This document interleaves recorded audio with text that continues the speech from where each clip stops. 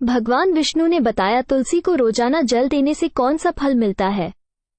प्राचीन समय की बात है, एक बार माता लक्ष्मी ने भगवान विष्णु से पूछा, हे प्रभु, आप तो तीनों लोकों के स्वामी हैं, आपकी तीनों लोकों में पूजा होती है, सभी आपकी कृपा पाने के लिए उत्सुक रहते हैं, फिर भी आप इस तुलसी के पौधे की पूजा क्यों करते हैं? इसे रोजाना जल क्यों चढ़ाते हैं? मैं इस तुलसी के पौधे को जल चढ़ाने का महत्व जानना चाहती हूँ।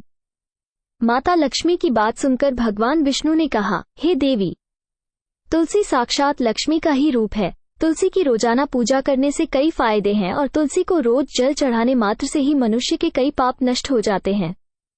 तुलसी को जल देने का महत्व बताने से पहले मैं तुम्हें एक बहुत ही पवित्र कथा सुनाता हूँ। इस कथा के माध्यम से तुम्हें तुम्हारे इन प्रश्नों के उत्तर मिल जाएंगे, इसलिए हे देवी, आप इस कथा को बड़े ही ध्यान से सुनना।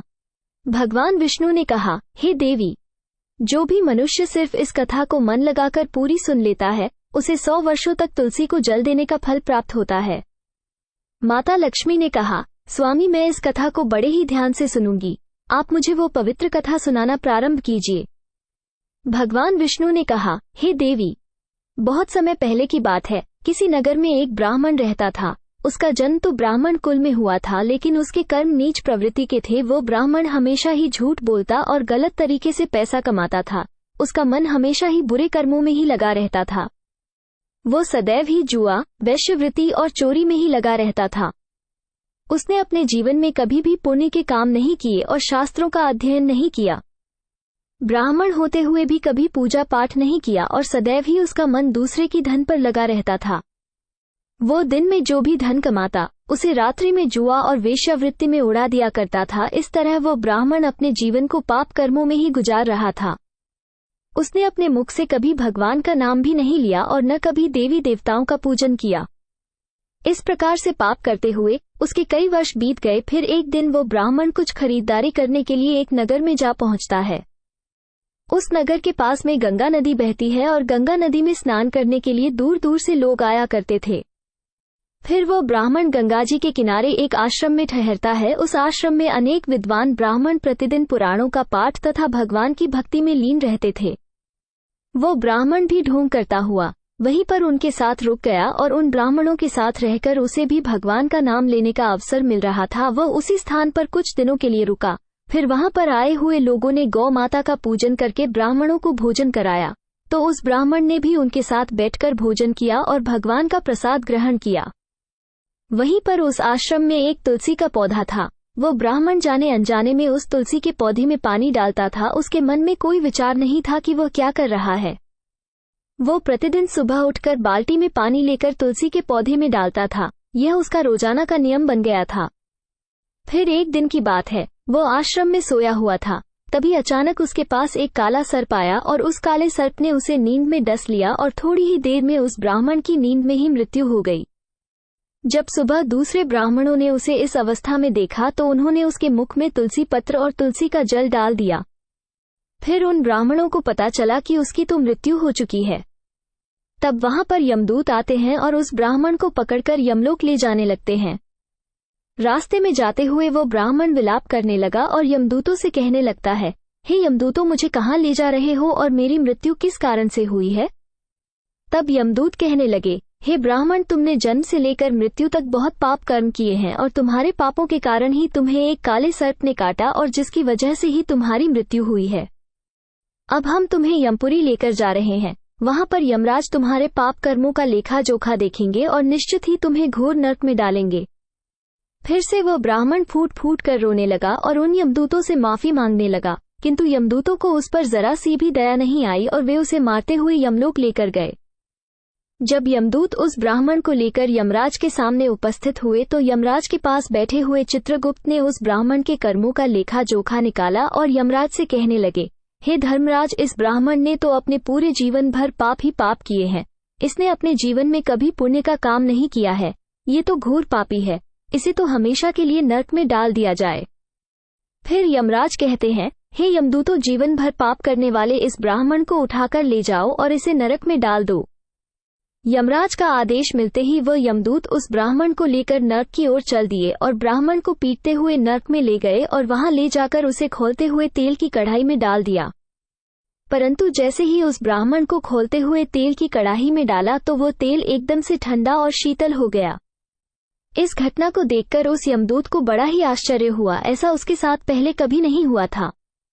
वो यमदूत ने कितने ही पापियों को उस तेल की कड़ाही में डाला था और वे सभी उस खोलते हुए तेल में गिरकर छटपटाने लगते थे, लेकिन जैसे ही वह ब्राह्मण गर्म तेल की कड़ाही में गिरा तो वो तेल अचानक से शांत और शीतल हो गया।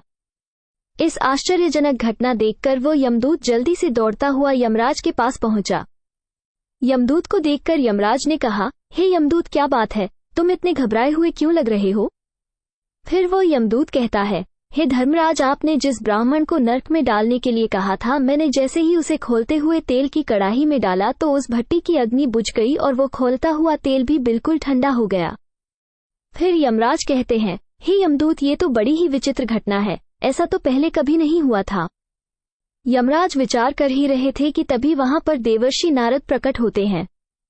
देवर्षि नारद को देखकर यमराज अत्यंत प्रसन्न होते हैं और उनका स्वागत करते हैं। फिर यमराज नारद जी से कहते हैं, मुनिवर, आप उचित समय पर आए हैं। हमने अभी एक अत्यंत पापी ब्राह्मण को नरक में गिराया है, किंतु उसके गिरते ही नरक की अग्नि ठंडी पड़ चुकी और खौलता हुआ तेल भी शीतल हो गया। तब नारद जी ने यमराज से कहा, हे धर्मराज, आपने जिस ब्राह्मण को नरक में डाला है वो नरक में डालने योग्य नहीं है, क्योंकि उस ब्राह्मण के द्वारा अनजाने में ही ऐसा कर्म हुआ है जो नरक का नाश करने वाला है।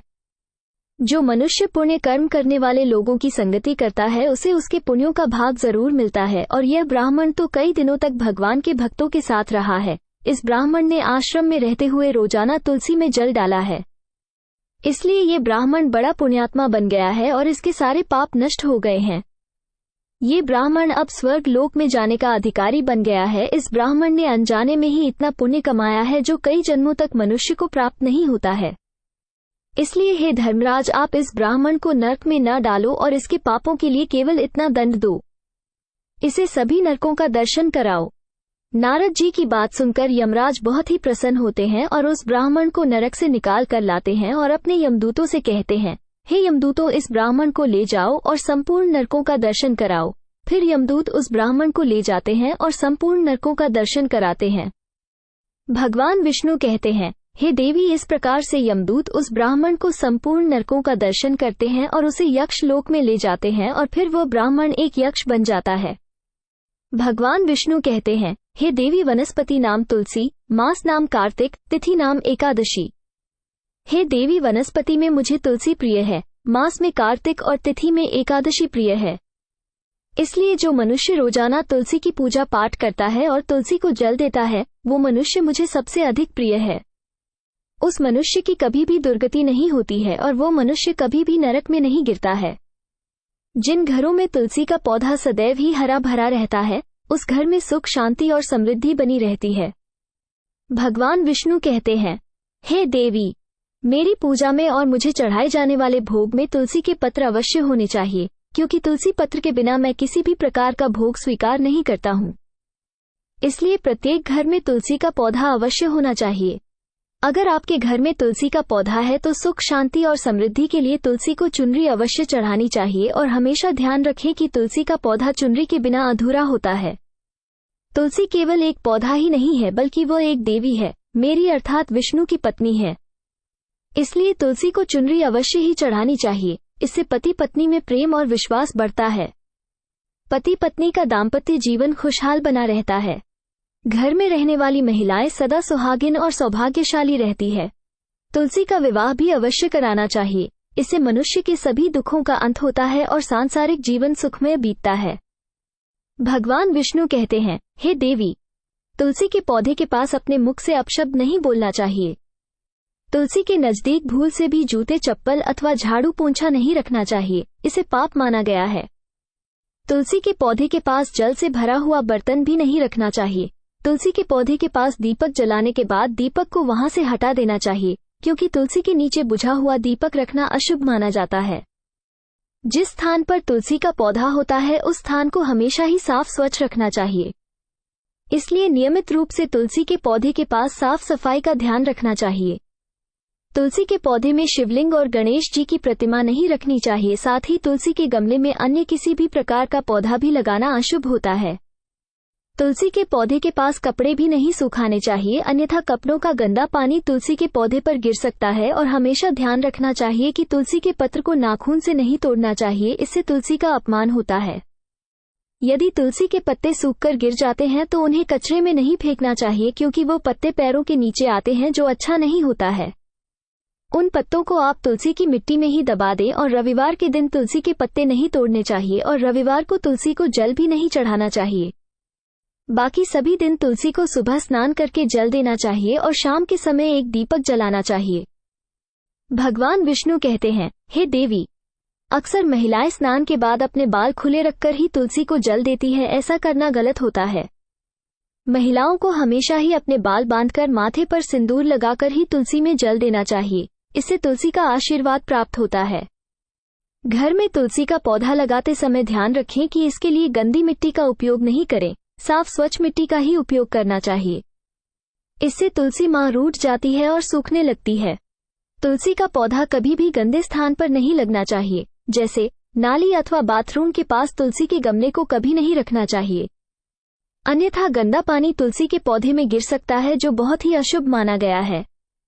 घर में तुलसी का पौधा कभी सूखना नहीं चाहिए। शास्त्रों में ऐसी मान्यता है कि तुलसी का पौधा सूखना अकाल मृत्यु की सूचना देता है।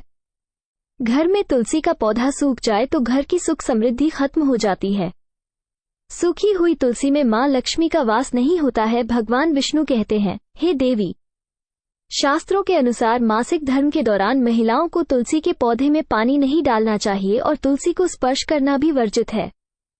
तुलसी को बिना स्नान किए जल नहीं देना चाहिए और पैरों में चप्पल आदि पहनकर भी तुलसी को जल नहीं देना चाहिए।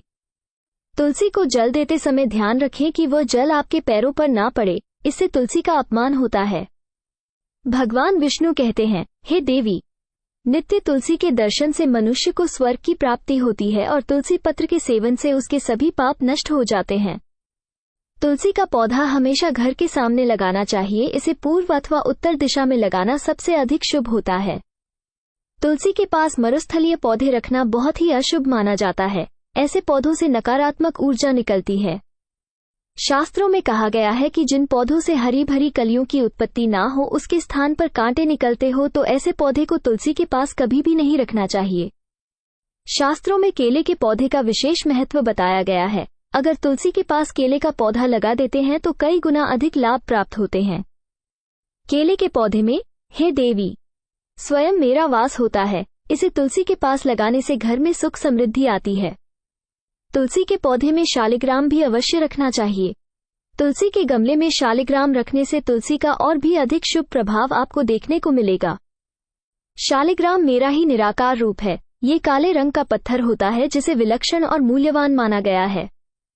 इसे अगर तुलसी के गमले में रखेंगे तो आपके घर से संपूर्ण नकारात्मक ऊर्जा नष्ट हो जाएगी। घर में केवल एक ही शालिग्राम की पूजा करनी चाहिए।